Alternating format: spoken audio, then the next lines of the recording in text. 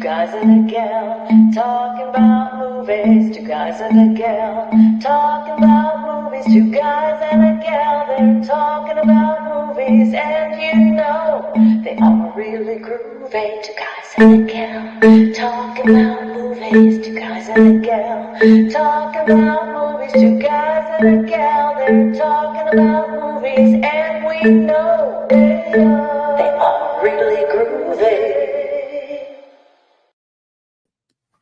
Welcome, everybody, to another live edition of Two Guys, this time Two Gals, because we have special guest Elana Lange coming back, talking about movies. And tonight we're going to be talking about a guy who is well known for being well known. You are probably within 6 degrees of this man, Kevin Bacon.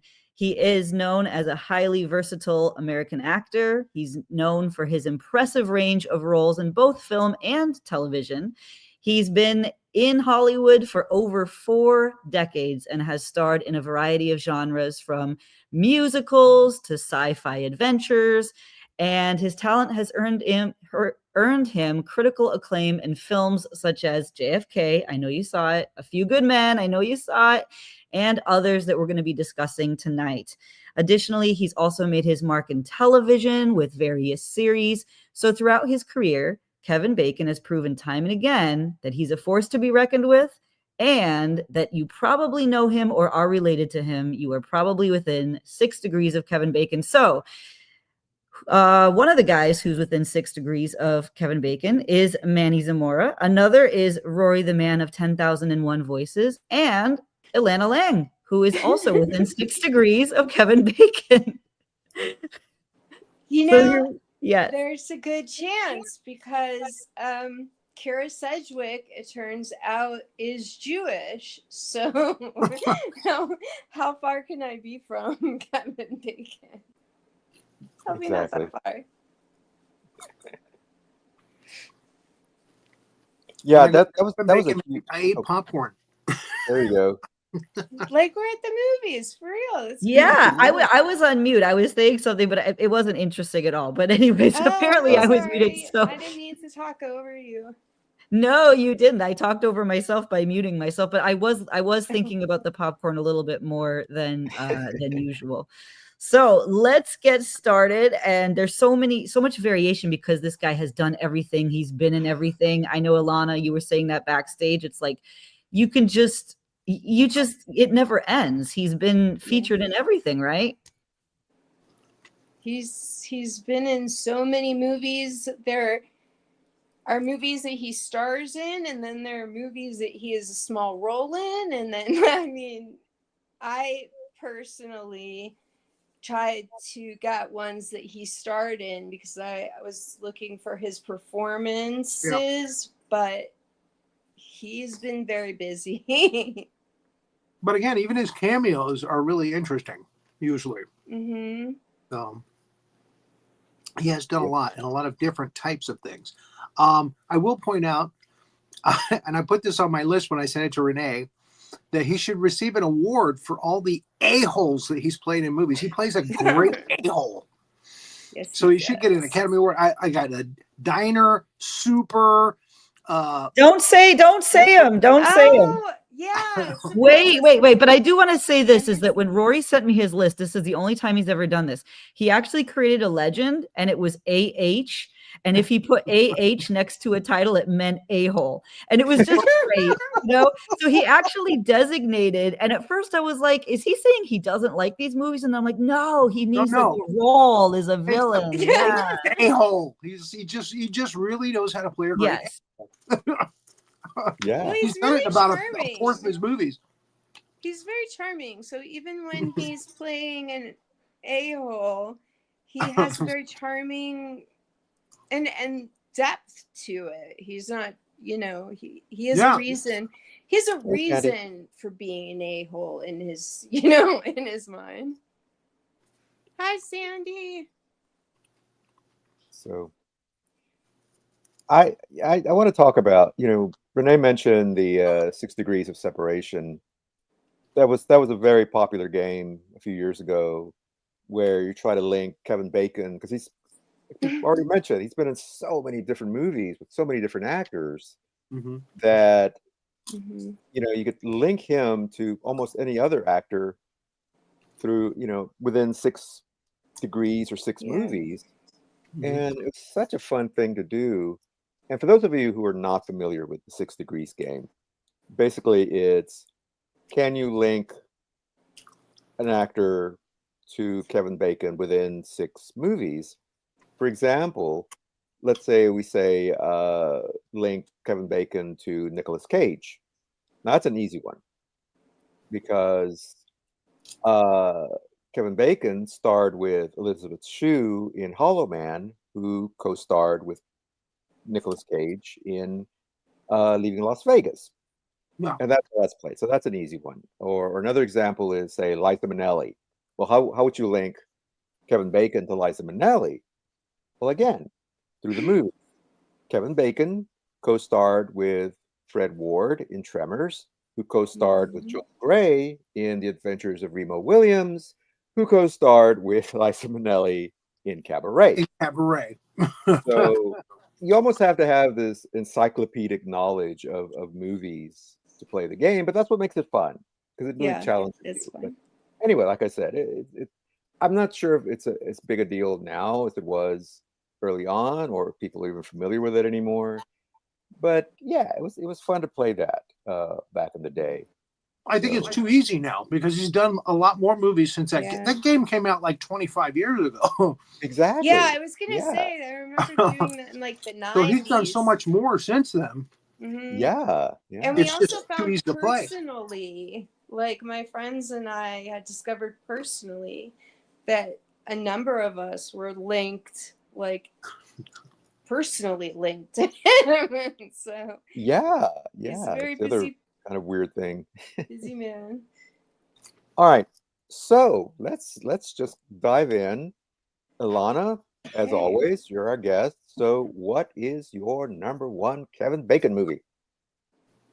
Okay. Well, I'm actually going to flip it because number one, so I did it based on performances. So these were movies that he starred in, Okay, and these are with a couple of exceptions, but he was a star right. primarily, and so the order is a little important. So my number five, which I was surprised about, was X-Men First Class. Um, Okay, You're going in it reverse order?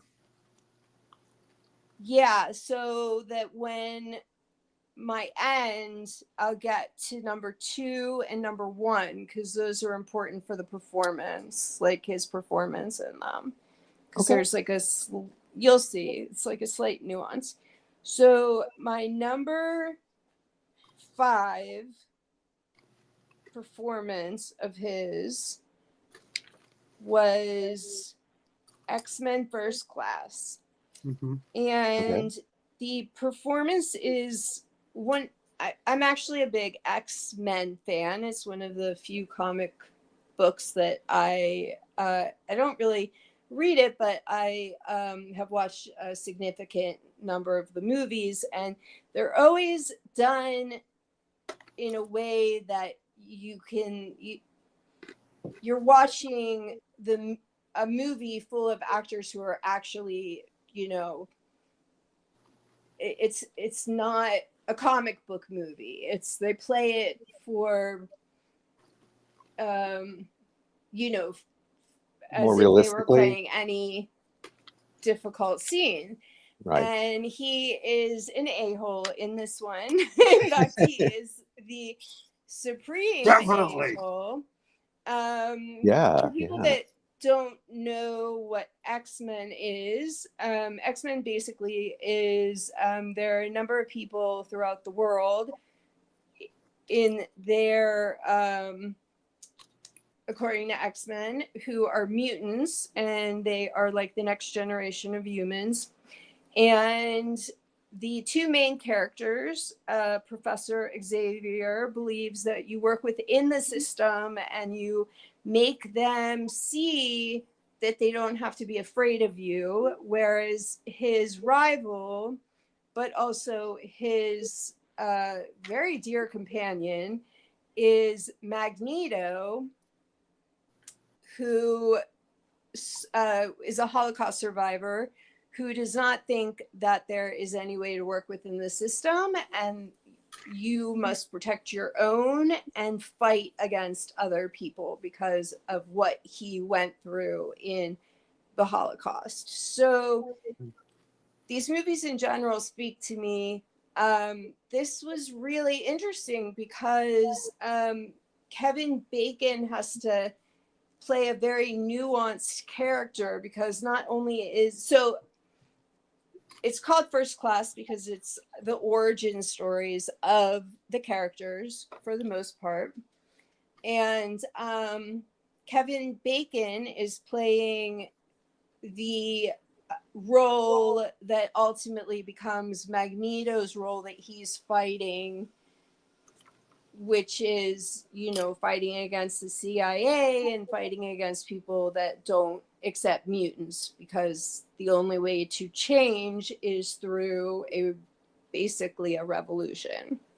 Right. And Kevin Bacon's performance was, I mean, you know, on the one hand, it's kind of, I like to think of as like an analogy, the whole X-Men series, and he played it with such depth. It was just an amazing performance, and one that I have not seen in a comic book adaptation before. I might want to point out too that some of the X-Men, they're called mutants, which they don't really like. They consider themselves to be gifted. They have powers. In some cases, they are immortal. They don't age like Wolverine. And this is the case with Kevin Bacon's character too. He's a German during World War II who is searching for people with special abilities.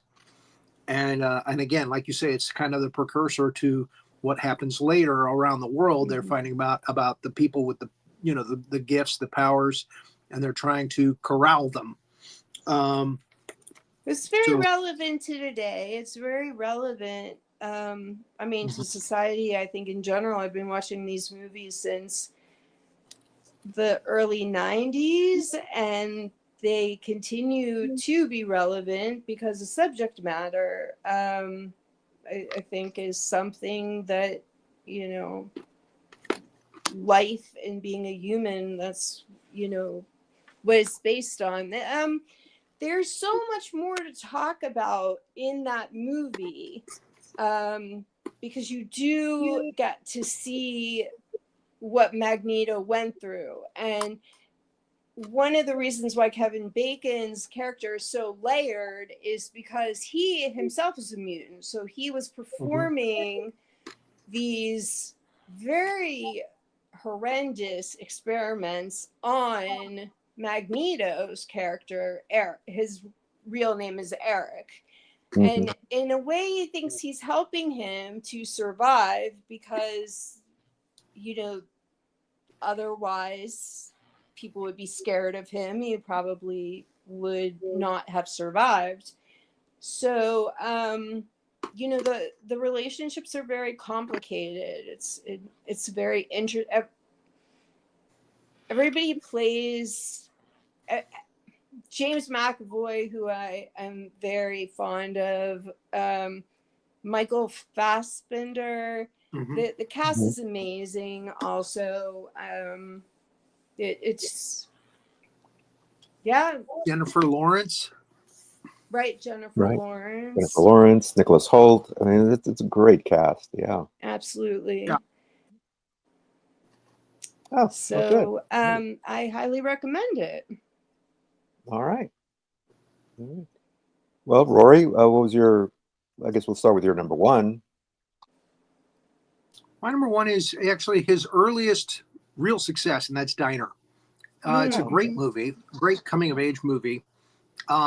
Great cast. Again, a bunch of newcomers at the time, but they all went on to become, pretty famous. Paul Reiser, Steve Guttenberg, went on to do the Police Academy movies.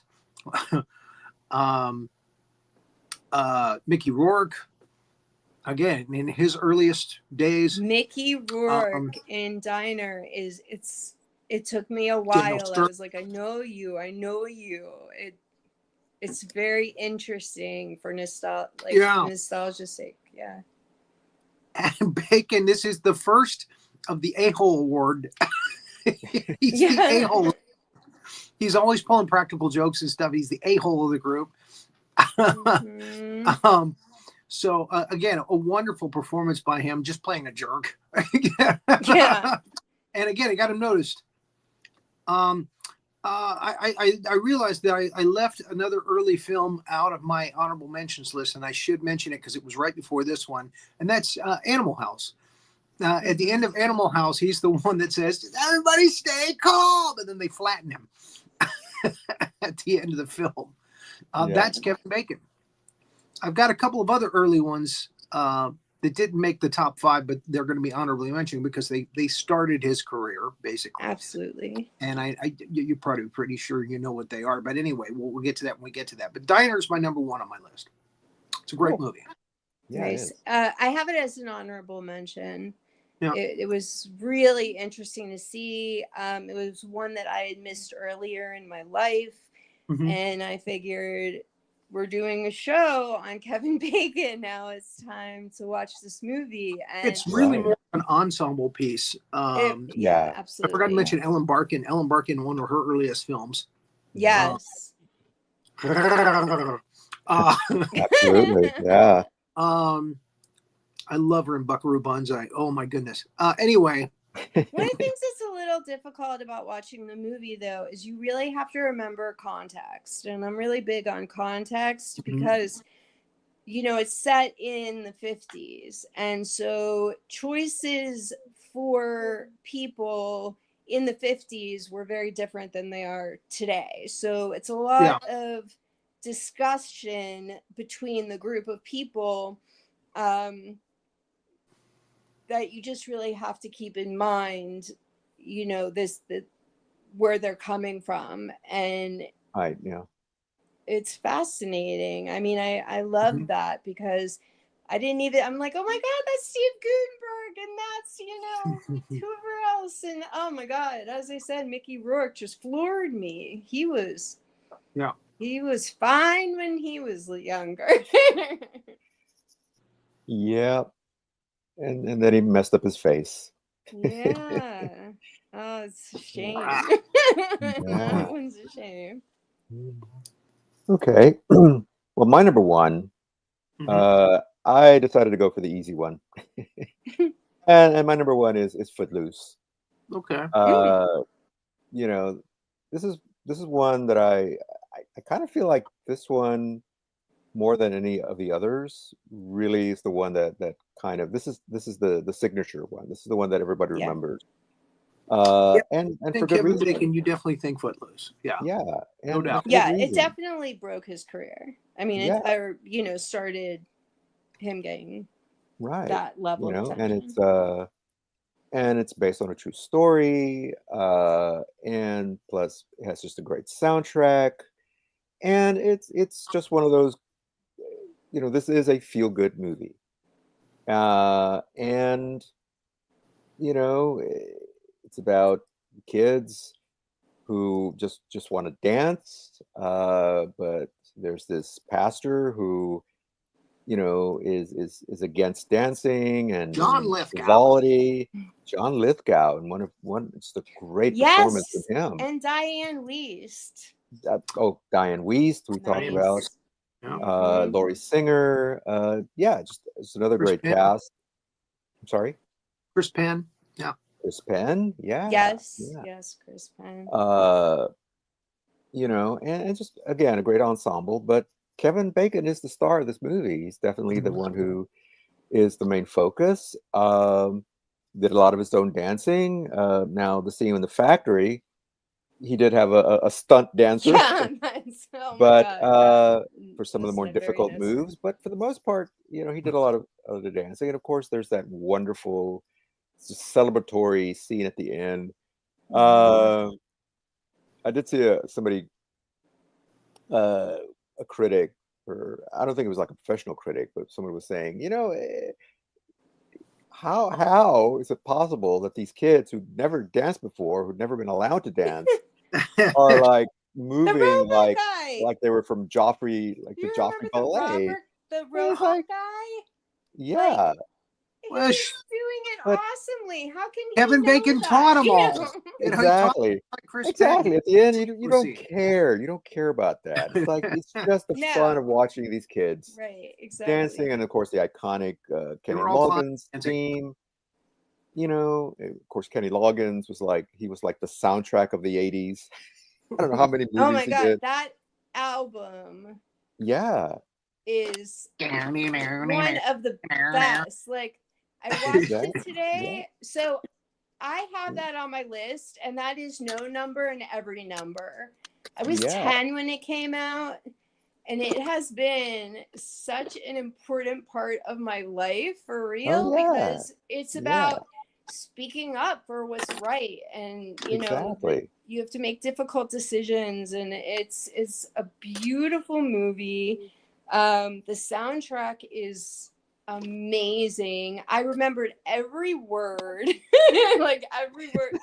I've seen this movie probably at least 100 times when I was growing up, Yeah, and it is kind of everything. I mean, it kind of is for somebody who saw it yeah, Yeah, he when hit yeah. on they it. were If it had formative Loggins in the age. soundtrack, yeah, it was going to be a big soundtrack. Everybody was going to play Yeah.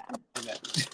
Oh, Yeah, Top Gun that and that weekend one. I Oh bought yeah. it on yeah. picture disc. I remember, and it was a Oh my huge gosh. deal Yeah. because it's the Footloose picture disc, and we were Wow. just like, and that was everything. And the movie, honestly, so I saw it today, and I saved it for last because I thought it would still be great, but I wasn't exactly sure.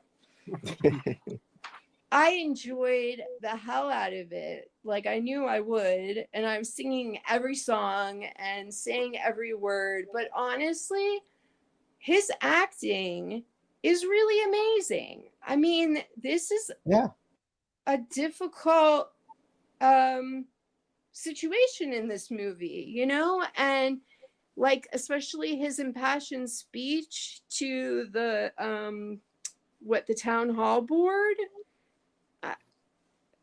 When he pauses and his manner is I think not only did it start everything, but I think seeing it now, like 40 years later, it's actually, I think, a really good movie. Hmm. Yeah. All right. So, what was your number? I guess 4. Yeah, okay, so coming down off of the performance, his number 4 performance, I found a movie called You Should Have Left. Have you guys seen this? No. I have not. So I had never heard of this movie. This movie is a 2020 David, I never can pronounce his name, David Koepp. Cop. Yeah, Cop? I mean, Cop. his name. He's directed a lot of work. Basically, it's hard to explain these movies because you don't want to give anything away. So Hmm. what I'm going to say about this movie in particular, because I really don't want to give anything away, because it's kind of horror, kind of thriller, definitely, suspense. It's kind of Lynchian. There's this house, and this house has all of these rooms that appear and disappear, and that's really all I'm going to say.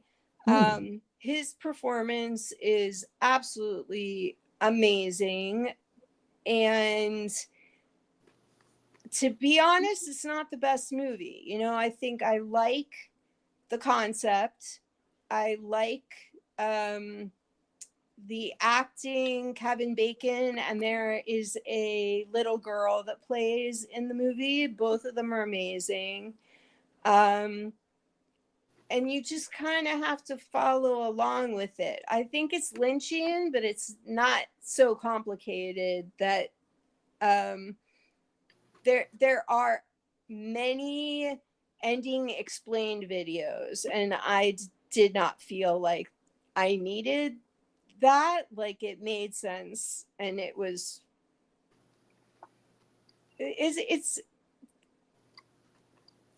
we'll just stick with his performance. His performance is amazing, and it's very confusing what is happening exactly, and he is 100% in this, world that is,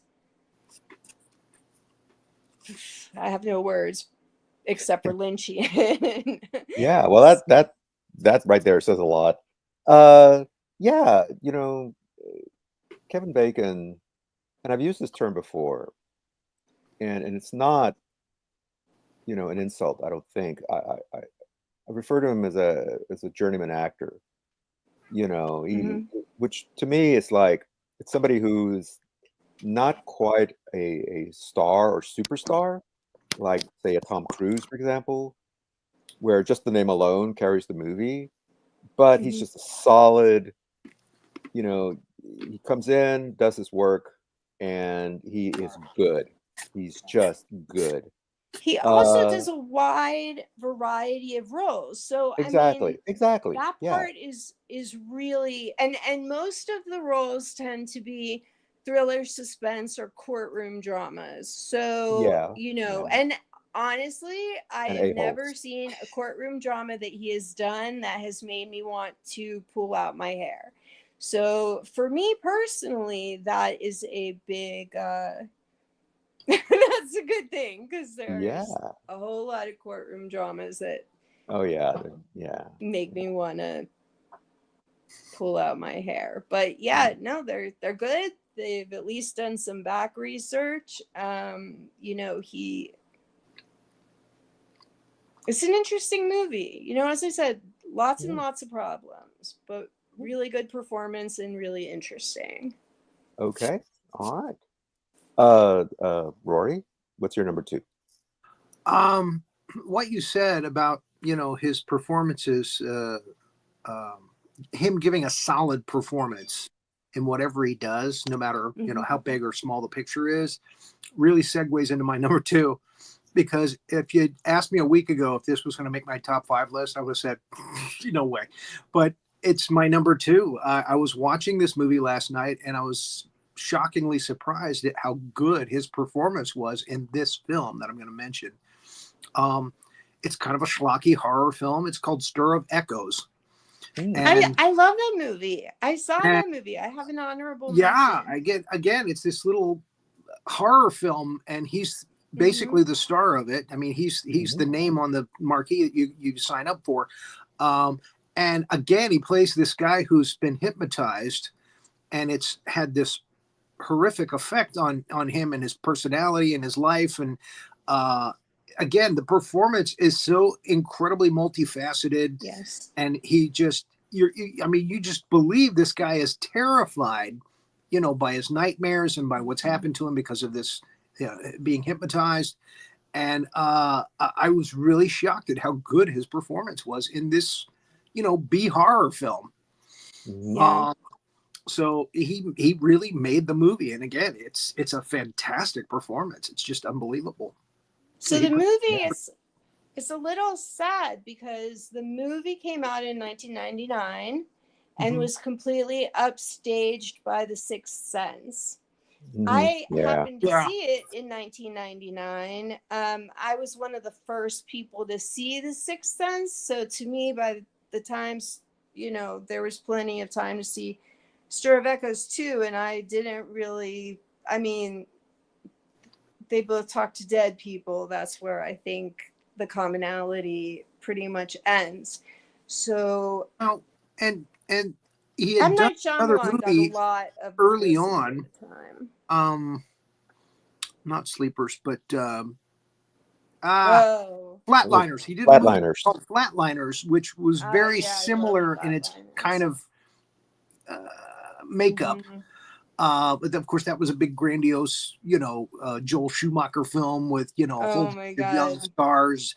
I love Kiefer that movie. That Sutherland, movie Oliver either gets Platt, one of the Baldwin panned boys, or people Julia love it. Roberts.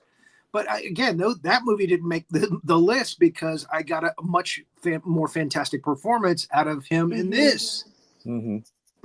Oh, But that's he was an actually a-hole in that why one. my number 1 and 2 matter. That's why I'm going in this specific order, because when I get to those two, we'll talk about it. But it's very, Okay.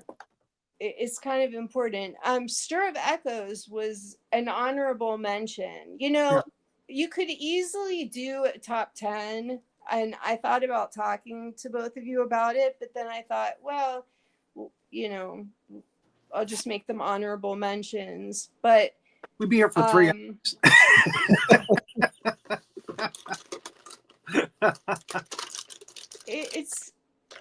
I love that he did these very big budget films, and he also did a lot of these. And I remember watching them actually, like when I was in college. He did a number of independent films, Right.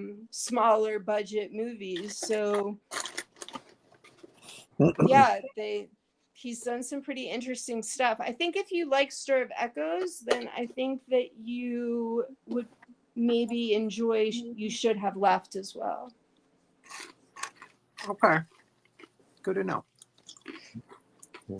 I got to say, Stir of Echoes, it's funny that you made it number 2.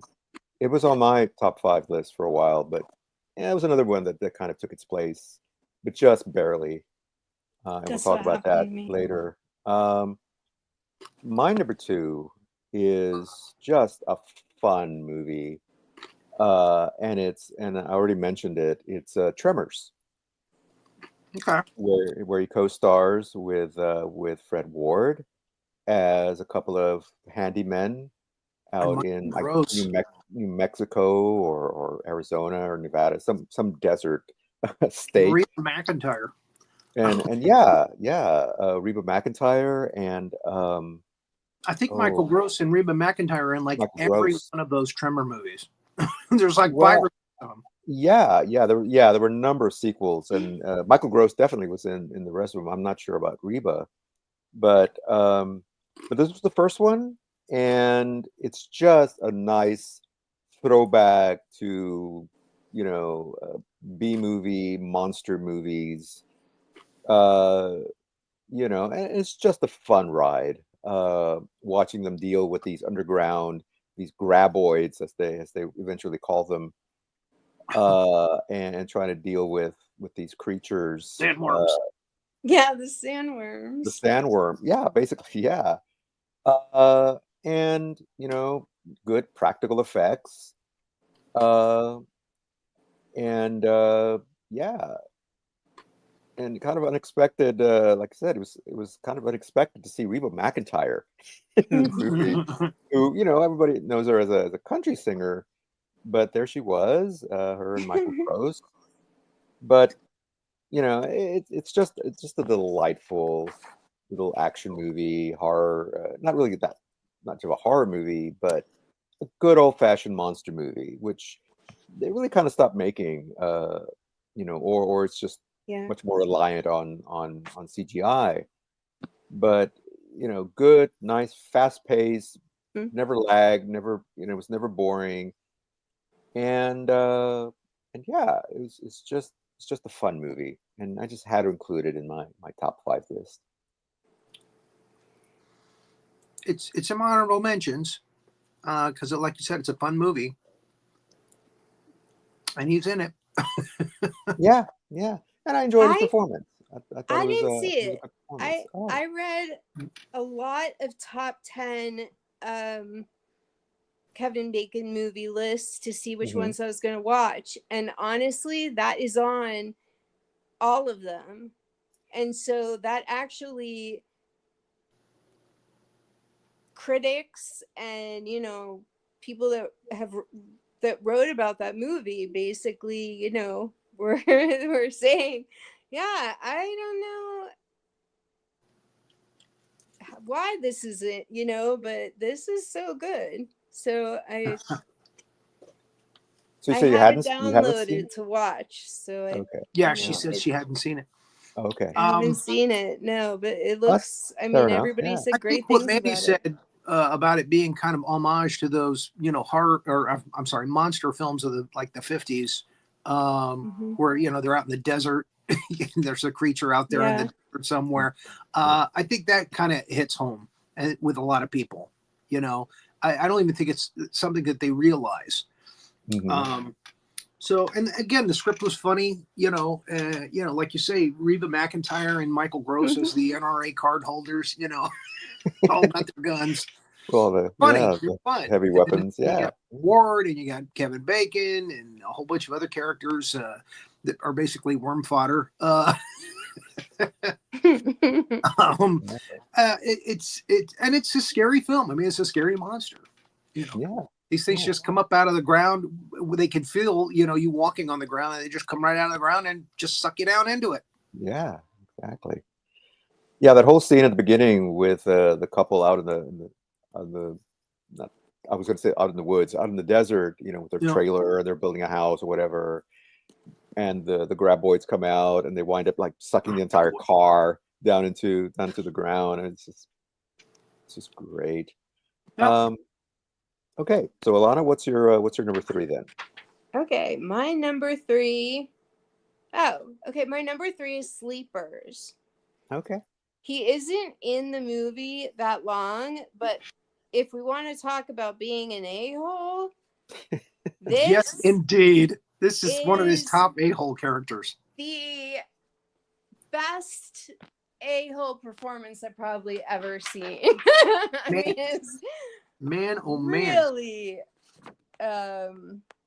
unhinged. So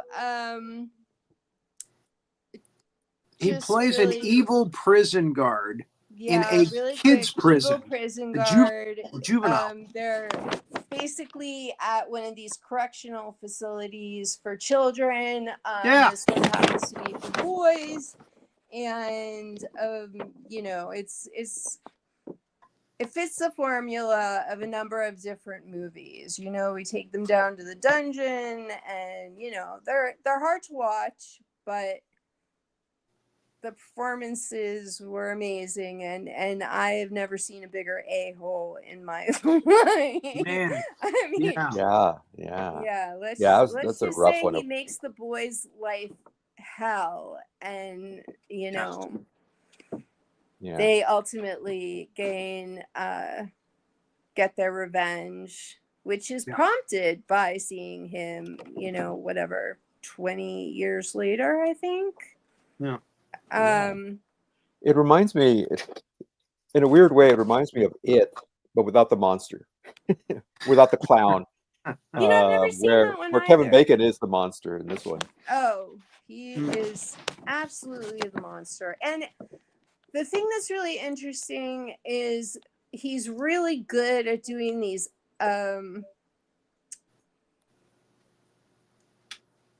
like I don't know exactly what to call it. It's like subtle. You know, sometimes his acting is really explosive and sometimes it's really subtle. Mm-hmm. And this role in particular had both sides, you know, both sides of the pole, both evil sides of the pole. Yeah. And you know, I think it's easy to be an a-hole when you're yelling and screaming and, you know, abusing people, but it's not as easy when you're just sitting there drinking some soup before they blow you away. So I was pretty impressed with that. Yeah. It's a great movie. You know, I saw it when it came out, and I didn't remember that much about it because, of course, it is a disturbing movie to watch, but it is also a great movie. Yeah. All right. So Rory, now we're all at our number 3. Number 3 was also a surprise to me. I watched this movie and I really liked it when I first saw it. And when I skimmed through it again last night, I remembered how much I really enjoyed this film, which is a parody of the superhero films. And it came out when the superhero films basically peaked. It's called Super. It's got Rainn Wilson playing a superhero kind of, he's kind of a nerd, as Rainn Wilson usually plays, but he becomes a hero, a superhero, trying to save his wife. His wife has been taken away from him by Kevin Bacon, who is this kind of druggy guy. And it's such a really fun performance by Bacon as the druggy guy who comes in and, makes him take some of his eggs. And then later he's like, hey, man, I complimented your eggs, didn't I? But he's taken his wife. So, and she's, addled with drugs, and Bacon's playing on that. Again, he's a big a-hole in it. And it's just such a fun character. And you've also got a lot of other characters that go in through, including a fantastic performance. I don't know the actress's name, but she wants to be his sidekick. She wants to be the Robin to his superhero. And she's hysterical. And it's so brutal. And again, it's so funny in places. It's really a roller coaster. So yeah, that's number 3 on my list. It's, if you haven't seen Super, and you're sick and tired of all of the, superhero films and how silly they are, yeah, you'll laugh a lot. I think you'll enjoy it. But it really does have some shocking, terrible surprises in it. So be careful. Yeah. Oh yeah. It sounds Yeah. fun. It's Be ready. it kind of came around the time when you had like Kick-Ass and Yeah, sort it's of got that feel what to if. it. It's that kind of feel to it, yeah. Yeah. Like a more realistic depiction That's of what could happen fun. to somebody if they try to be a superhero. Right. Yeah. Like this Woody Kick-Ass gets his Harrelson. first time. Yeah, they go, Woody Harrelson did one as well. I think it's called like Defender or something. Very very similar Yeah, themes. there was a whole string kind of of those. yeah. on a superhero outfit, it's going to be brutal. Yeah. The actress you were trying to remember was Ellen Page. Okay. Who has transitioned and is now Elliot Page. Okay. But yeah, that was one of her early roles. But yeah, and of course, love Rainn Wilson. Love him since The Office. And yeah, just a great character, and just a little not quite all together. Especially once he puts on his costume and he's beating people with a wrench. So yeah. Well, interesting choice. My number 3 is A Few Good Men. Speaking, you were talking about courtroom dramas. Yeah. And this is more. And again, this is Tom Cruise's movie, and Jack Nicholson's. But I feel like Kevin held his own as the prosecuting JAG attorney. Yeah, he could have very easily got lost in the shuffle with Cruise and Demi Moore and Nicholson. But you can't handle the bacon. Exactly. Yeah. So is it his most memorable role? Not really, but again, a good solid performance from Kevin Bacon, and to me, it just goes to show that he can hold his own up against these other heavyweights, and that's why I say he's a journeyman, because you have Tom Cruise, you have Nicholson, you have even Demi Moore, but he's right in there, and he's solid, and he's good, and plus it's just a really good movie altogether, with this cast. So I just felt like I had to. Well, I didn't have to, but it needed inclusion in my top 5. So it helped Rob Reiner to transition also from doing strictly comedies to doing drama, actually. Right. Right. Um, Yeah. So yeah, he did a solid job of directing that with some Yeah, I power. saw when it came out. It was amazing, amazing movie. I can answer. It's not his most memorable because I haven't seen it since it came out. But ultimately, I didn't rewatch it because, I decided to focus on his performance in more of a starring role.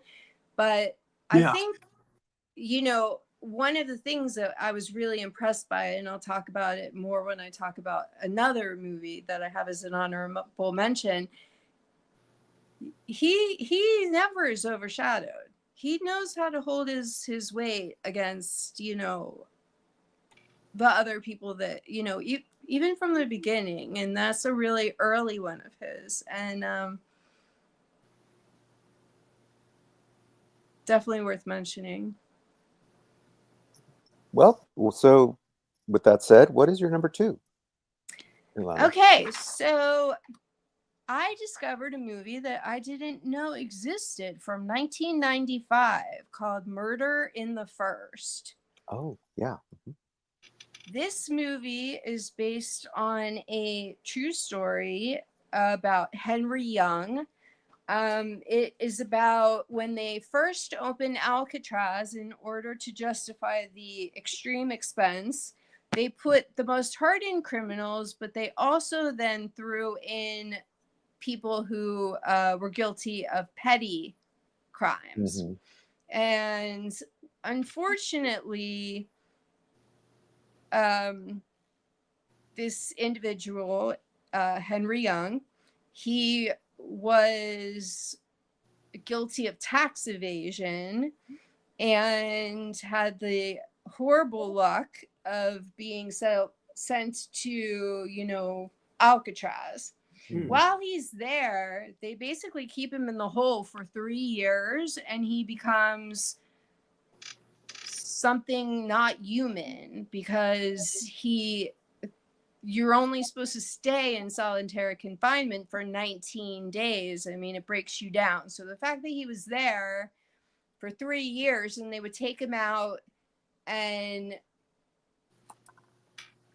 abuse him and stick him back in, he finally gets out of solitary confinement and he kills the inmate that he believes he gets put again in there because he escaped.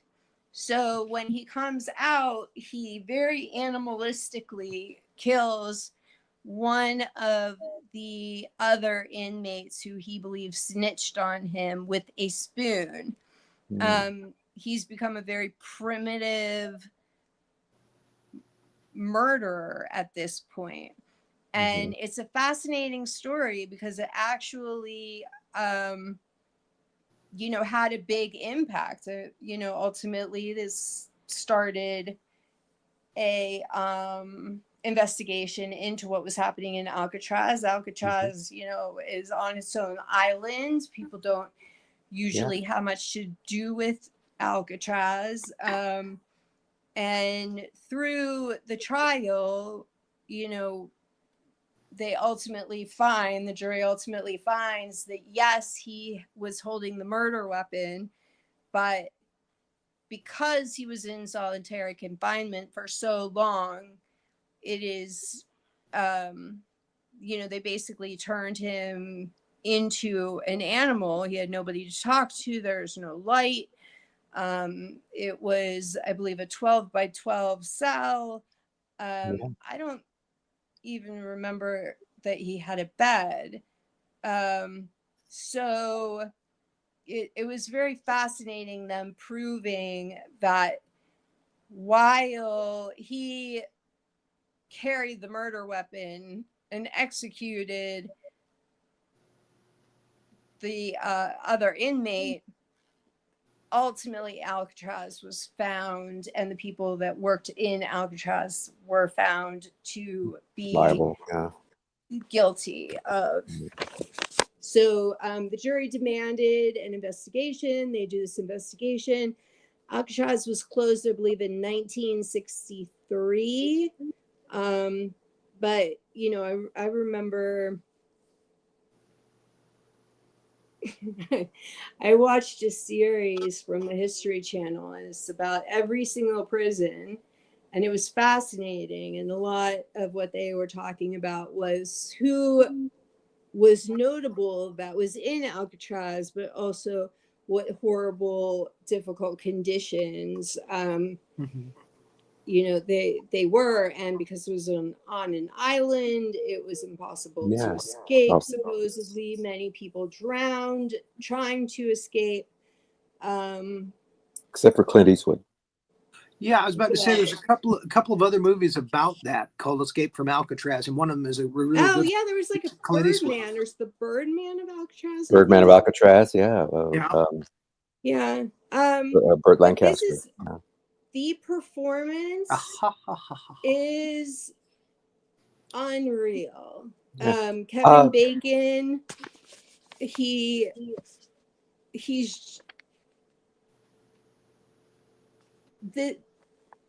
this performance is just Yeah. I'm gonna have to look it up. You know, this movie I actually went into my phone to find the picture again. I forgot that you said Murder in the First, so I actually looked it up and wrote it down because I want to watch it now. Yeah. Oh. I haven't seen it in a while, and I didn't rewatch it again. But wasn't he? And maybe I'm thinking of a different character, but wasn't he also a little bit mentally challenged? So that was, he was not mentally challenged. Okay. He It was came just the out fact that he was of being in the hole. So basically, he's a normal kid. His that's all right. family leaves. He takes care of his sister, and they pick him up on tax evasion. They put his sister in an orphanage, and they pretty much just, you know, abuse the hell out of him as he goes through the system. And ultimately, you know, that's not what Alcatraz was built for, people like him. And you're not supposed to be in the hole for 3 years. And, you know, he has nothing to read, nothing to look at, nothing, you know, he's just with himself. Not even a toilet, it says. No, I mean, they call it the hole. It's literally a 12 by 12 hole. Yeah, it was just the assistant warden hobbles him. Cuts with a razor. Oh yeah, that was hardcore. Yeah. So I mean, they're making his life hell, but then they bring him out and continue to make his life more hell. And they treat him like he's this horrible criminal, when really that's what Alcatraz made him. He just went in on, you know, a tax error. I don't like him. Wow. Yeah. So yeah, it's a hard watch. It's a hardcore movie, though. I mean, honestly, it's very good. Yeah. So difficult to watch this movie, but if you watch it, yes, it's almost like, okay, this is gonna sound strange. It's almost like you're a flower and you're like the petals, and you really want to wilt because this movie you can't deal with. But little do you know that inside of you, while you're watching this movie, a flower is blooming. And at the end, you have this magnificent flower that you're left with. And I hope that makes sense, because it's really, I think, probably the best way to, you know, you come away with something beautiful happened, even though you really have to be disciplined and sit there at the beginning. One of our viewers, Dennis DeFleury, actually wrote, isn't that where Al Capone died? Yes. Alcatraz. Yes. I thought Al Capone died in his at his home in Florida, down in Hollywood, Florida. He had like syphilis or gonorrhea or something. It just kind of ate up his brain. And they put a lot. He was on home arrest, right? I can't remember if it was Al Capone or if it was another famous gangster, but one of them did die in Alcatraz. So I guess you'd have to check, you know, check on the specifics. But yeah, I don't remember. Yeah. He's fishing in a swimming pool.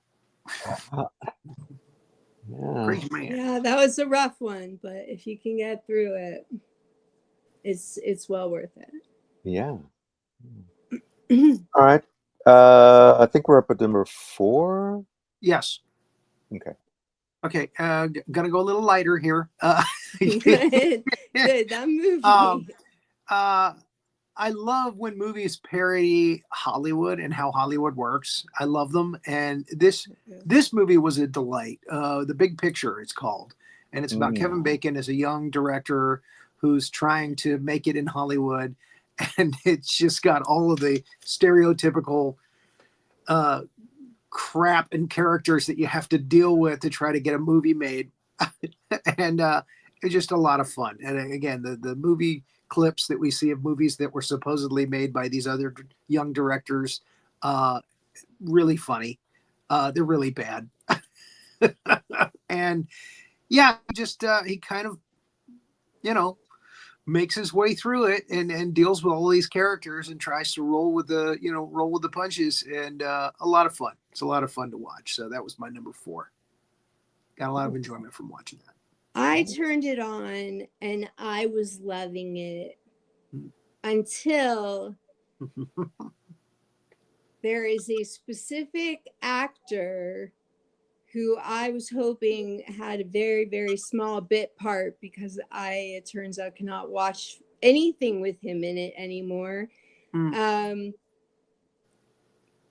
believe his name is Dan Schneider. And if anybody knows about his history, it's really hard. He has it's really sad too, because this movie's really, really fun. But early on, he has a big part, and I just can't deal with him. Okay. But it's got Martin Short. I'm sorry. It's got Martin Short as an agent to kind of temper that. Oliver Platt's in it. I'm sorry. I mean, they're documentaries about Dan Schneider and what crimes he's done. He actually was a sexual predator at Nickelodeon. Oh, jeez. So I apologize for throwing that in there, but I do want people to know who have seen these documentaries that this is a great movie if you can, try to get him out of your head, but I could not. So. Okay. All right. Sorry. I'm sorry to be the downer. No, that's fine. No, that's good. Yeah. Well, it made me really mad, because he used to be in a show called Head of the Class, which was one of my favorites growing up, and I was very upset. But as much as I was able to see of this movie, it was really, really funny, and Kevin Bacon was really fun in it. Good. Well, my number 4 is another based on a true story, and it's Apollo 13, where he plays astronaut Jack Swigert, and again, a great ensemble. Tom Hanks, the late Bill Paxton is in it, Gary Sinise, and just Ed Harris, who, interestingly enough, had played John Glenn in The Right Stuff. So he had played an astronaut himself. But yeah, obviously based on the true story of Apollo 13 and the big accident that happened there. Wonderfully directed by Ron Howard. Really kept the suspense going, even though we kind of already know how it all worked out. But still, watching the movie, you're like, are they going to make it? Are they going to make it? But and that's the mark of a good director right there. And yeah, Kevin Bacon, solid performance again as this astronaut who he's the substitute for Sinise's character, at the last minute, and the other two are like, oh, man, we worked with this other guy for all this time, but so they have to kind of feel him out and trust that he knows what he's doing. And so yeah, again, just thought it was a really good performance from him. And always, as part of an ensemble, again, he pulls his own and puts in a really good performance. And it's just a really good movie and a good slice of history. And a little bit lighter than than Murder in the First, or JFK for that matter. Oh It's my another God, one. JFK. Oi. Yeah. So Dennis Flamery said, fun fact, he was in the movie The Big Chill, but all of his scenes were cut out. Do you know who else was kind of cut out from that movie? Kevin Costner. Kevin right. Costner plays the corpse at the beginning of the film, the guy who took his life. Yeah. And they were supposed to do a bunch of flashback scenes to his life and how each character was part of his life. And they ended up cutting that whole thing. So the only thing you see of Kevin Costner in The Big Chill is when they're dressing his body at the beginning of the film. Yeah. And you Yeah. don't see his Exactly. face. Nope. Nope. So yeah, exactly. I'd forgotten about that. Um, I didn't know that Kevin Bacon had also done a role in that movie and got cut. yeah. Yeah. I did not know that. I did not know that. Wow. Yeah. All right.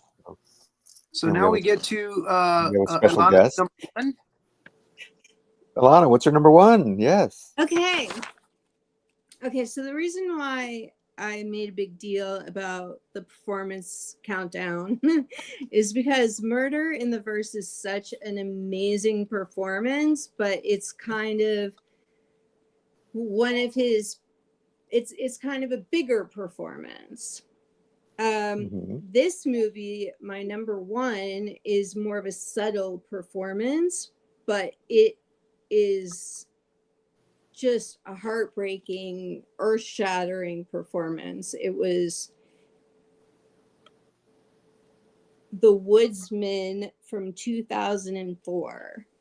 And Okay. again, I didn't even know that this movie existed. It's about a man who gets out of prison after, I don't remember how long, because he, I believe, molested a number of girls between the age of 10 and 12. And it's very quiet. He's trying to, lead a normal life, but you get to see the inner workings. He has to keep a journal, and so you see the inner workings of it. It's just a fascinating performance, and I was more interested in that one than Murder in the First, only because it's not as grand. It's not as like Murder in the First. You're watching and you're like, wow, I was blown away. And this movie is just very quiet and very subtle, but really intense. And he goes through a very, we'll say, heartbreaking trajectory throughout the,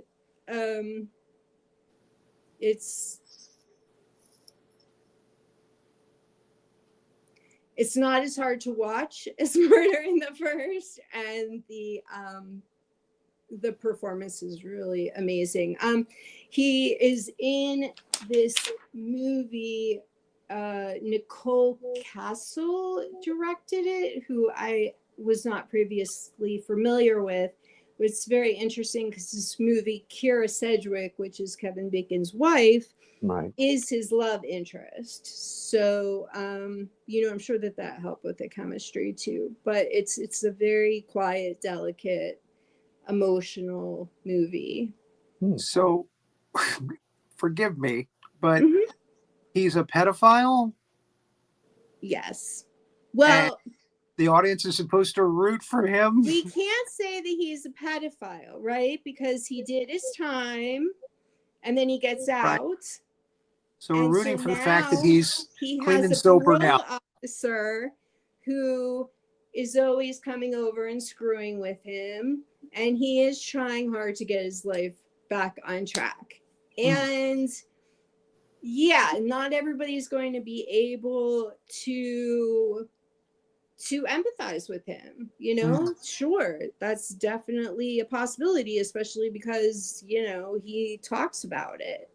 And then at the end, you know that, you know, more about his relationship with his sister. You know that he was doing stuff like, you know, that you won't talk to him and all this stuff, but you don't know that it's actually very personal for her until the very end. So yeah, no, not everybody's going to be able to watch that movie. And I think also maybe that's why I put it as number one. I don't know. You know, it's You like to see people rehabilitated. we'll just say that I have talked to so many criminals in my lifetime that I think I might have a little more empathy than most people. However, I do understand that, yeah, that's going to be difficult. And again, you know, when I say that Murder in the First is loud, everybody's going to be like, wow, that was the best performance. But when you go see Woodsman with your friends, there are going to be very few people that are going to, you know, say what I just said about it. So with him and his character. yeah. And you know that yeah. I haven't seen this movie, but now I kind of want to. Yeah. And you know that has to be a challenge, you know, and because I I've mean, I often guess that's a testament to his acting also yeah, is, you yeah. It's know, yes, how I do you would make be more somebody empathetic than most people because I was a defense attorney. However, he himself is so good that even under, you know, all of these labels that he has in this movie, I think that he makes it so that you do identify, you know, and that's one of the things about him being an a-hole all the time too, is that you're like, wow, I like him. No, I want to punch him in the face, you know, like he's so charming and he's, you like him. I think that's the thing about Kevin Bacon. You know, I found myself liking him in certain roles that I probably would not have liked somebody else or felt the same way about maybe. yeah, yeah. Well, what I was going to say is it's I can see how it would be challenging to write a character and play a character that under other circumstances would be viewed as the villain of the story, you know, somebody to hate on or somebody, but to make that character, you know, because even though that sort of dehumanizes that character, to make somebody who would be considered a pariah or considered somebody who's despicable into someone who you might actually sympathize with, or at least say, oh, okay, I understand now why he did what he did, you know, without approving of it or saying, oh, okay, well, you know, or excusing it, but at least understanding it, you know, Well, and that's part of the trajectory too, right? And I think that that's also why one who is not me might empathize is because he starts out like that. He does his time and then he comes out and he still is like, you know, basically tells, you know, Kara Sedgwick's character, yes, I'm a pedophile, but it's not what you think.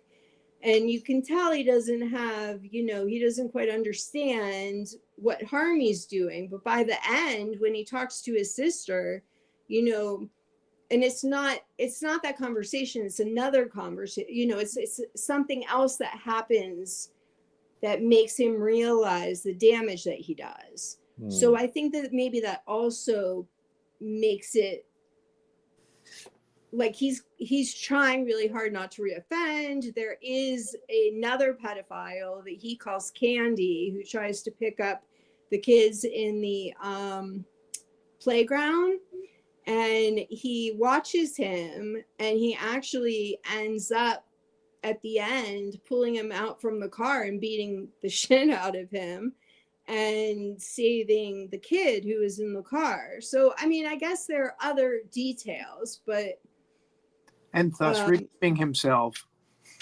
he does rehabilitate. Uh-huh. But I don't know. I mean, you know, as I said, it's not going to be a movie for everyone. And it took me many years when I was a public defender to be able to defend people, you know, who had done things that like that, you know, but he does pay his time. You've piqued our interest. Yeah. Wrong reasons, but you've piqued our interest. That's why it's very important to me that that I counted down and I did 2 and 1, because number 2, Murder in the First, it's very easy to empathize with him. It's very easy when they win at the end to, you know, cheer with them. But The Woodsman, it's not as easy. But if you're paying attention really closely, you see what has changed, and you see, you have to be open-minded to that, though, you know, and you also have to believe that once somebody went to prison for something like that, that, you know, they deserve to be rehabilitated. So Okay. Well, it's how they survived. It's interesting. Interesting. Okay. There was a lot. Okay, so that was one thing I noticed about Kevin Bacon. Like, we were talking about Jodie Foster, and she's a victim a lot. Kevin Bacon, he has a lot of roles where he's, you know, hanging out with little boys. So that's kind of a tough one sometimes. Well, he is the sadistic guard. in Sleepers.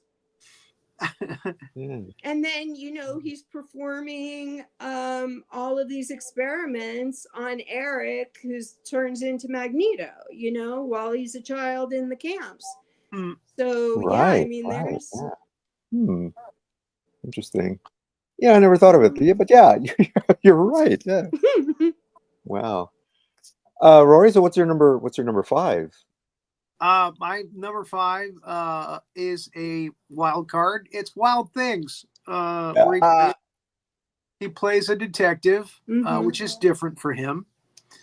And this was the time when we had movies like To Live and Die in LA, where none of the characters had any redeeming features. Yeah, I remember this movie. They were just all despicable and conniving, and that certainly is the case with this.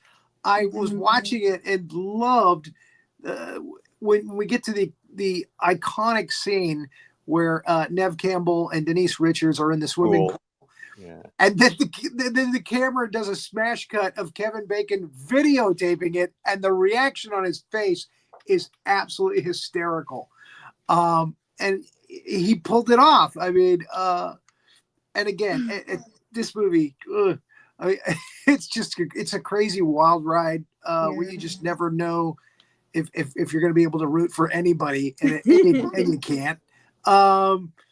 And it just is so different that I just had to put it on the top 5 list. It was just a shocker. And again, I love that scene where they do the cut to him, and he's just got this look on his face when he's videotaping. It's just kind of a deadpan, like, I don't believe this is happening. Look. And yeah. I think this is a great double feature to watch with There's Something About Mary. Yeah, if you're doing a Matt Dillon double feature. Matt Dillon's worst characters. Yeah. Well, there's another guy who plays a good a-hole too. Yes. Matt Dillon. Yes. Yeah, Matt Dillon's quite an a-hole in this movie too. Well, speaking of playing a-holes, my number 5 is Hollow Man. Oh yeah. One of his sci-fi movies where he plays is kind of a take on the That was Invisible supposed to be on Man. my honorable mention list. It's actually a really good performance by him. He's very evil in it. Yeah, yeah, It's if you became an invisible person, would that in the original Invisible Man movies, he goes crazy, evidently from just injecting himself with whatever it is he injected himself with. right. But in this, it's like if I had the power of invisibility, would that go to my head and would I just abuse that and do whatever the hell I wanted Yeah, because I'd be invisible? yeah. Uh, Well, it's a and little, it's a Kevin little bit. Bacon's character in it. Yeah, it's a bit of mix of the two. Yeah. I mean, it's established that the drug does alter personalities. You know, you see the animals becoming, the test victims becoming more violent and so forth. More aggressive. And Kevin Bacon, it's pretty established his character that hey, he's always he's not the nicest guy in the world. He's a bit, egotistical, you know, sort of thinks about himself, or Yeah. thinks a little too highly of himself. And so the formula only just doubles his a-holeness His a-hole. that was already there. A-hole word.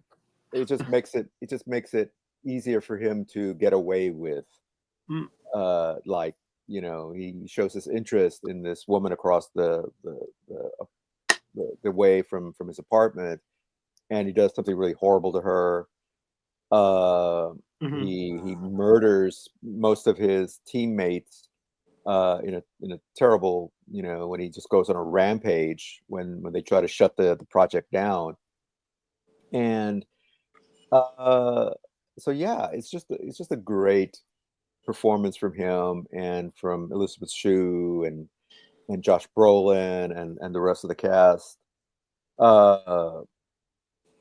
Greg Grunberg and all those guys, and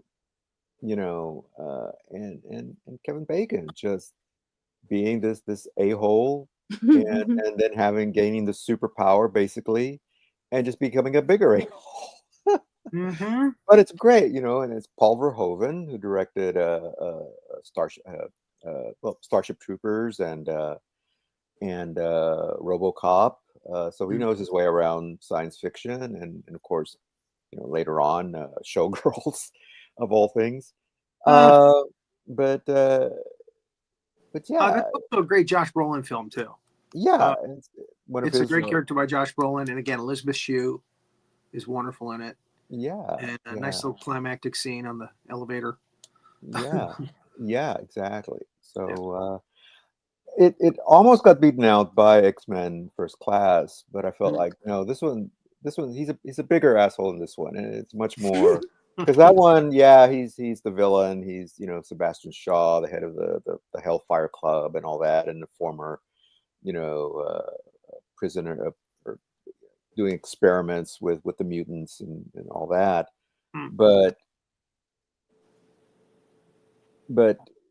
yeah, this one just he's just a flat out villain on this one, and it just made the movie just that much more just a fun little thrill ride, And again, it's action from beginning to end, Always there's always something to hold your interest. I mean, it's very well directed, and beautifully shot, and just a good little thriller, sci-fi thriller. Great CGI, and yeah, in the time when CGI was just becoming, it's in its infancy stages. Yeah, this is from 2000. So yeah, the CGI. The gorilla on the table going through the transformation is fantastic. The scenes where he's in the rain as an invisible man and you can see him because of the rain, or in the water. Really good. I don't compliment CGI a lot in films because I don't like it being so overused, but in that film, the CGI was really good. Yeah. All right, so that's my top 5. Any movies that we didn't mention that you want to mention, Elana? Sure. Okay, so talking about early movies, Mm-hmm. She's Having a Baby. It's a John Hughes film. If you are in this age range, then you probably will very much enjoy watching it. John Hughes did. Okay, so I don't know if he directed all of these or he helped with them or produced them, but 16 Candles, Pretty in Pink. He Breakfast definitely. Club. I'm sorry. He Breakfast Club. directed, yeah, Right, Breakfast Breakfast Club. Club, and yeah. He was one of the people that was instrumental in making movies for younger people back then, back in Right. the 80s. Right. Where the younger heroes and the adults were pretty much idiots. Yeah, and this movie is hysterical, and it follows. It's got some really funny moments. Definitely context, because when they're having the conversation, it's like conversations that you've heard in your family, and the dialogue is pretty. John Hughes was real good about adapting things so that it seemed like you were in a backyard at a barbecue. And he drops a steak on the ground and gets it to the father-in-law. There's Alec Baldwin. There's Elizabeth McGovern. I don't know what happened to her, but oh my God, my husband and I, we were just like staring at her. She looks like an angel. She is just, and she has amazing comedy timing. And so that also is really fun because, women they had a very difficult time breaking into comedy. And so, to have somebody that is that attractive and has that kind of timing, was really great. It's a great movie, very nostalgic, and it's just really, really funny. What happened if you were supposed to get married once you got out of college and, followed the guidelines the society laid out at the time. And, the shock kind of that went with that, So it's a very fun movie. It's really interesting to see, everybody that young. Another movie I have, we discussed briefly, was Flatliners. And I actually saw Flatliners was remade, but I can't bring myself to watch it. I'm not real good with remakes, but same with Footloose.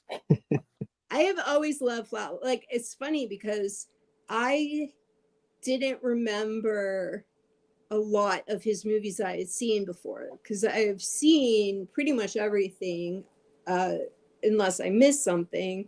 That I've always been a big movie person.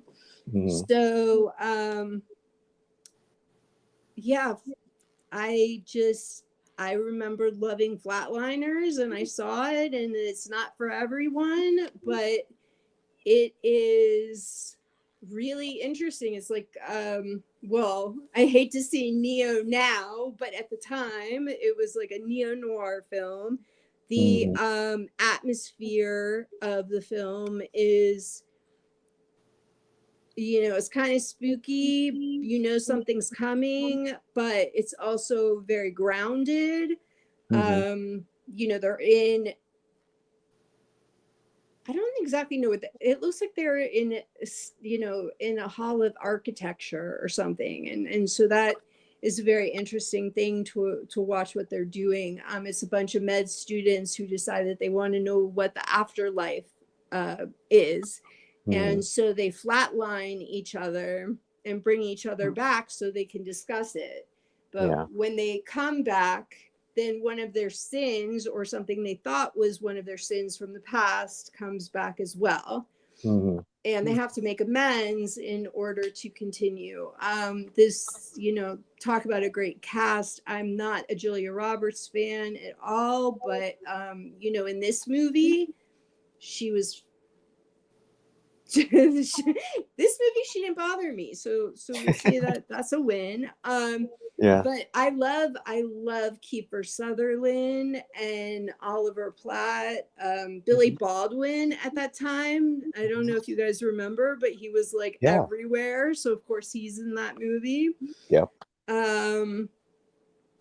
And yeah, it's just really interesting. My husband said that he couldn't watch it because the premise was too stupid.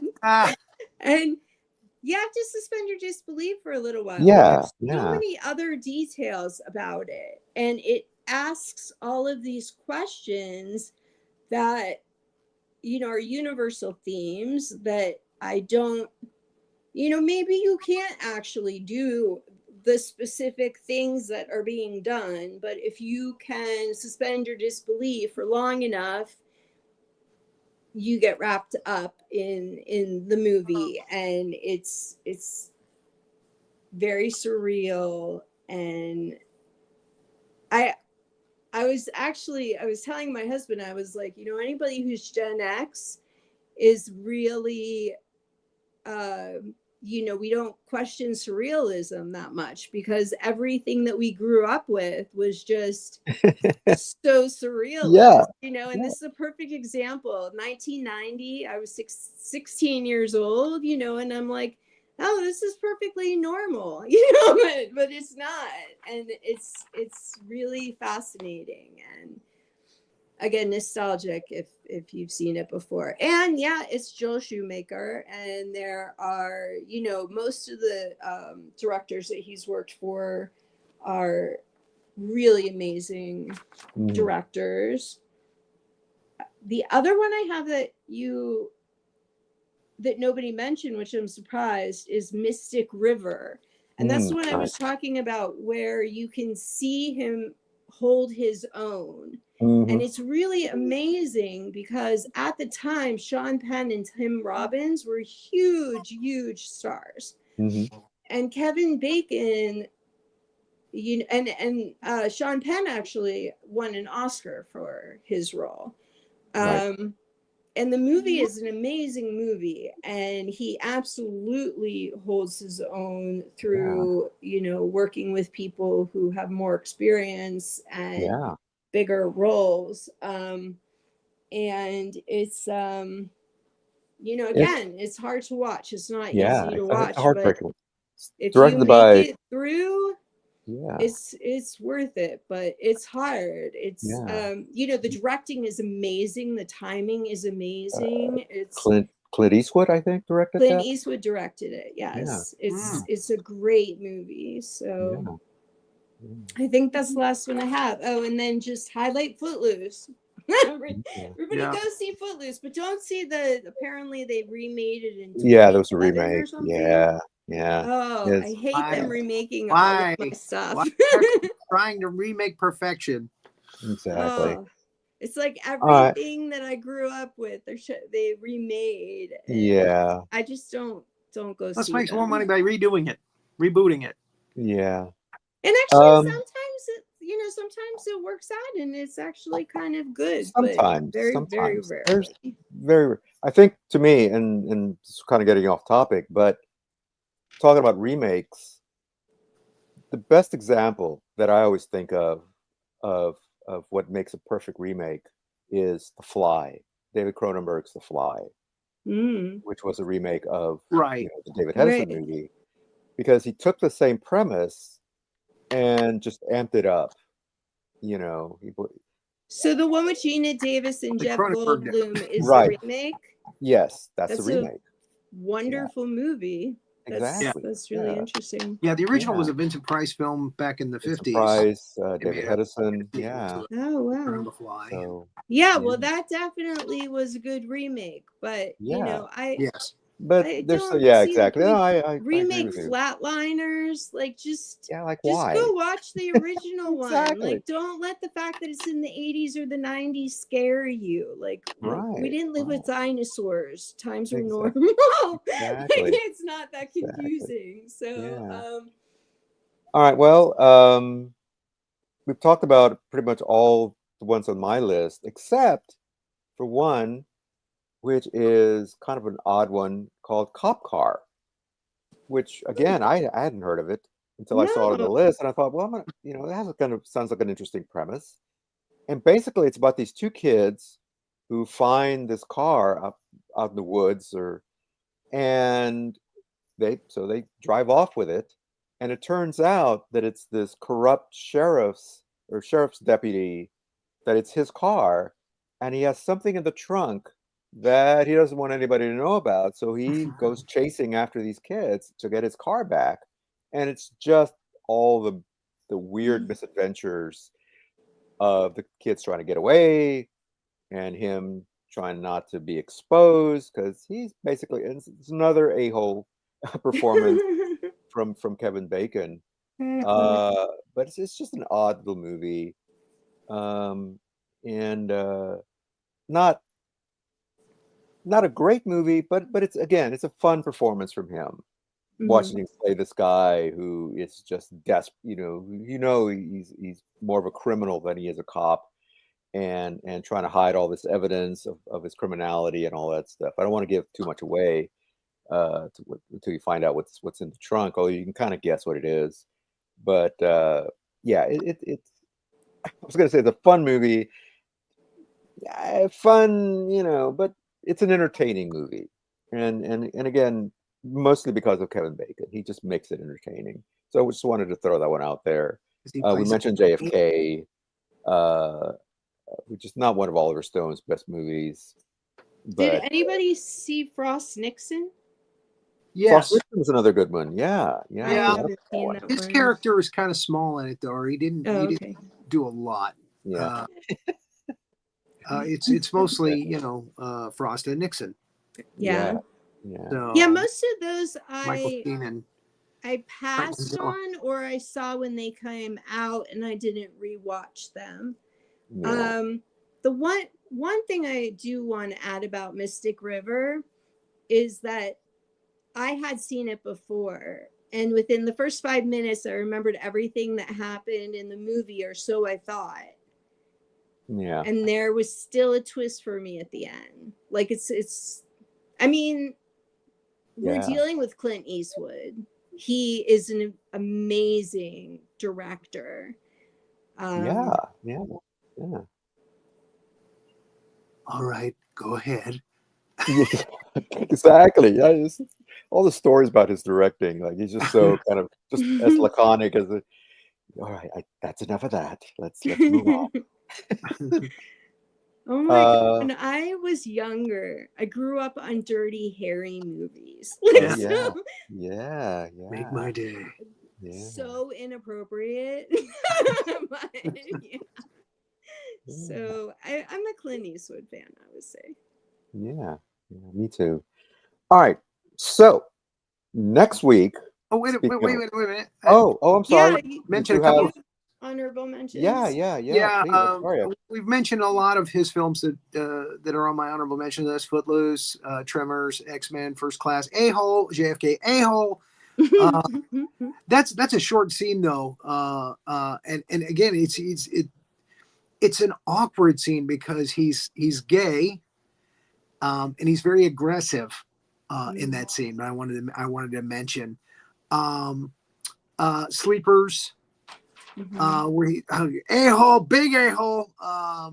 Friday the 13th. He's one of the first to get killed. He gets a spear in the neck. And I wanted to mention that. And again, it's early, very early. Kevin Bacon. He's a baby.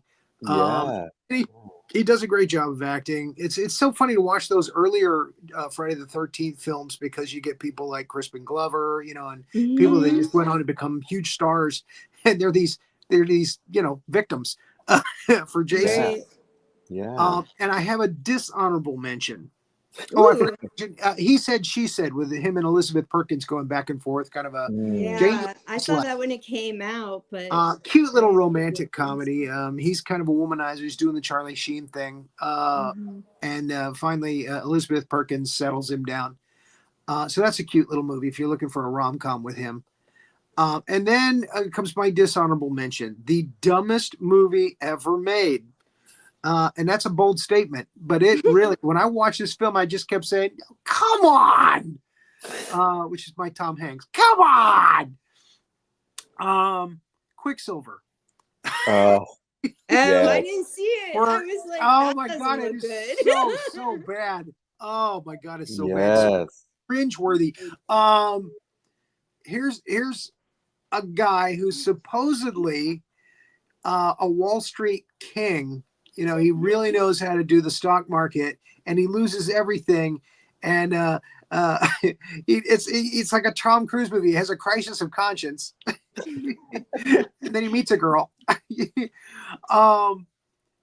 But he gives that all up to become a bicycle, Bike messenger. a Yeah. messenger, or a delivery boy. What year is Yeah. that from? I wonder and if he that's seems so like- happy. He's telling everybody how happy he is, riding a bike as opposed to making Early millions of 90s, dollars. When maybe. I I was don't know. in college, Oh there man, it was right after a big Footloose. thing being a bike messenger, and I had so many friends that did it, and it was like so cliche. I'm wondering like if that Oh was man, around that time. It probably was around that time. Paul Rodriguez, cringeworthy performance. Doing all the shtick about I'm a Latino and I'm a stupid Latino, and Morpheus, Fishburne, Fishburne. Lawrence Fishburne. Lawrence Fishburne, again, Oh, he's cringeworthy, actually Mystic black River, stereotype too, stuff. yeah. Oh, it's just terrible. Yeah. I was like, oh my God, this movie is bad. It's really, really, really bad. I think it's Michael Constantine plays his father, and they have the the stereotypical, you don't understand me scenes. I lost your life savings, and you want to make me a sandwich. I mean, it's it's okay, son. We're gonna roll with a punch. Don't worry. It's just really terrible all the way around. So dumbest movie ever made, period. And it's got Kevin Bacon in it. I shut a movie off halfway through because I got really bored. Yep. It's called My One and Only with Renee Zellweger. Oh. And he is her husband. He was like a band leader. Oh my God. It was just really either not my thing. But what he misses, oh my God. I usually, like, if I start something, I finish it. I'm not someone that leaves things in the middle. And if I do, I feel weird doing that. And this movie, I was like, just walk away. Yeah. Walk away. You can save some time in your life. You don't have to give it all up. There is one more that I'll mention because nobody else mentioned it. Crazy Stupid Love, which I love this movie. It is really funny. It's really fun. It's kind of formulaic, but he plays the other man and he plays an accountant. And it's just so funny because he's playing down. Like, he just keeps playing down. And you still are like, what office is that? Where that's, where the accountants look like. And it's just really interesting because, like we were saying, that he can rival anybody else in the movie. In this movie, he tries to put the attention on, Steve Carell's in it, Julianne Moore's in it. There are other people who, Emma Stone's in it. I can't remember who her love interest is, but, famous people. And, is that the one with Ryan Gosling? Yes. Okay. He's a womanizer. And, Right. Surprise. it was just, I love the movie, and you know, it's fun watching him in that role, and As the boring accountant. yeah, like Hmm. it's really strange because he tries so hard to be a boring accountant. There you go. There you go. That's a challenge for an actor. Yeah. Yeah, especially for him because, you know, his like blue eyes are twinkling and it's like, Mm-mm. but yeah, Okay. I really enjoyed the movie and he didn't ruin it or anything. It was, you know, made it more fun. Cool. All right.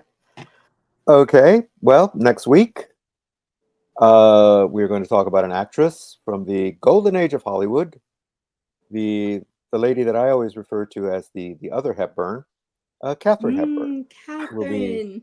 I the will not subject of be here our. next week, unfortunately, but Katharine Hepburn is an amazing actress and a classic. So Yes, yes. She So is a dom of the silver spring, there golden you age go. of Hollywood. Exactly. Yeah. oh, So so good. anyway, so that will Okay, be well, thank next you week. very much for having me on again. Always a pleasure to have you on, Elana. This is very fun. I do want to say that my avatar was created by Rory for me as a Valentine's Day gift. Aw. A couple I years remember I ago? did those for all the girls from Yeah, Cosmo. Yeah, and I that was like love 2 it. years ago. Renee, you have one too. I do. I have some too. I should load some of them into my avatar. Yours So is it's gorgeous. I was almost staring at it. It looks Valentine's exactly Day. like you. It just looks exactly like you. It's so cool. Yeah, that was fun. Yeah. Yeah, I really appreciate it. Thank you. Yeah, I do too. I was like staring at the ones that you sent me, Rory, and I was like, "Oh my gosh, I'm falling in love with the cartoon version of myself." Because they're so beautiful. Like the Yeah, style and everything is gorgeous. Yeah. Rory, what's coming up for the rest of the week? I think on Roland Pruitt's Kaiju Review, they're going to be doing Destroy All Monsters. And that's tomorrow at 7 o'clock Eastern Time. On the Big Monster Briefing Room, they are going to do Eight-Legged Freaks, spider movie. Nice. So yeah, that should be fun. Major Millie is going to love that. Oh, yeah. I will save you from a spider anytime, Major Millie.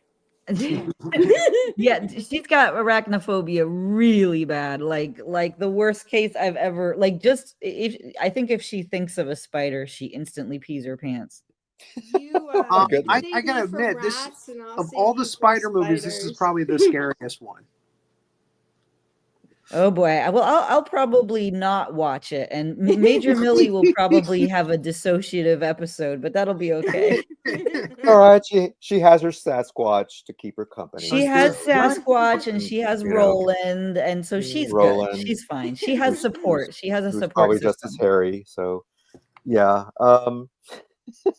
So she has big hairy men to surround her. Exactly, and we have proof of one of them right here. So there you go. See? Watch this grab. Watch the grab. Yep. Whoa, yeah. He would squash an arachnid in like a nanosecond, so she's safe. Exactly. So Bigfoot. Yeah. He's got a big everything. Yeah. Well,